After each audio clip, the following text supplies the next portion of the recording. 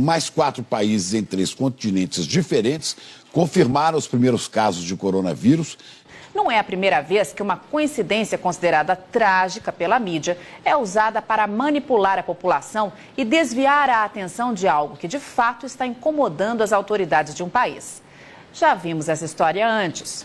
Desde a virada do ano, a gente vem alertando para que você analisasse com cautela o ocorrido em 2019 e aprendesse a lição, pois não demoraria muito para a China vir com nova jogada para derrubar os preços dos alimentos no mundo, aos moldes do que fez com a peste suína. Coronavírus. O número de casos suspeitos deu um salto aqui no Brasil depois que o Ministério da Saúde adotou uma nova metodologia. O que o governo chinês está fazendo é, mais uma vez, usar de uma doença para manobrar a população de acordo com seus interesses. E o mundo financeiro está se aproveitando de maneira ágil da oportunidade para fazer dinheiro, jogando álcool numa fogueira que já está em chamas. Na visão da estrategista, o dia que surgir uma doença que realmente tenha risco gigantesco à população, ela não será colocada na prateleira como estão fazendo com o coronavírus. Será escondida a 7 chaves pelo maior tempo possível, até que os donos do poder encontrem uma fórmula para anular os seus efeitos. O número de casos suspeitos, que era de 252, pulou para 433. A história nos mostra que todas as vezes que uma situação semelhante aconteceu na China, o país vivia uma crise no abastecimento de alimento, exatamente como está acontecendo agora. E em nenhuma delas o crescimento econômico foi afetado. Talvez você não saiba, mas a China vem tentando de todas as formas controlar a inflação, depois que ela disparou junto com os preços das carnes e do óleo de soja, que enfrentam escassez histórica. E os efeitos de um aumento súbito de demanda seriam desastrosos para o governo, que já enfrenta sérios problemas de administração. No momento, há casos sendo investigados em 22 estados. Não acha coincidência demais tudo o que vem acontecendo na China nos últimos tempos? Quando briga com os Estados Unidos e isola um dos seus maiores e únicos fornecedores de soja, eis que surge a peste suína para matar parte do rebanho e reduzir o consumo de farelo. Quando tenta controlar a inflação, eis que surge um surto de uma gripe terrível, a ponto de forçar o governo a suspender as comemorações do Ano Novo Lunar e pedir que a população fique em casa, exatamente numa época do ano em que o consumo de comida mais cresce no país. 162 casos. Tem gente enchendo o bolso de dinheiro, não só com a queda nos preços das commodities e companhias, mas também com as oportunidades de compra que essas baixas vão gerar.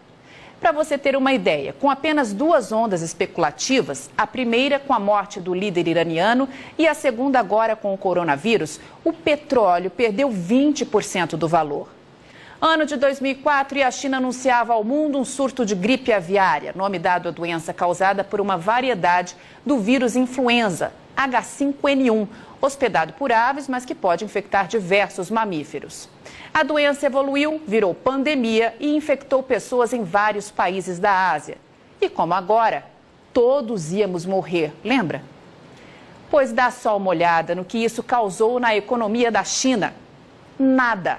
O PIB chinês, que tinha aumentado 8% em 2003, cresceu 9,1% em 2004 e continuou subindo nos 3 anos seguintes, até chegar na impressionante marca de 11,9% em 2007. Ano de 2009 e a China anuncia novo surto, agora da gripe suína, também uma variante do vírus influenza, que passa a gripe para todos nós. Puxe pela memória e você vai se lembrar dos jornais, da televisão, da internet, tomados de cenas de hospital, gente envelopada em máscaras e um aviso velado no ar. Cuidado, pois todos vamos morrer.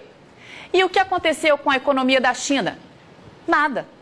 Como está claro nesse gráfico, o crescimento do PIB, que em 2008 foi de 9% ao ano, acelerou ainda mais e registrou taxa de 9,1% em 2009.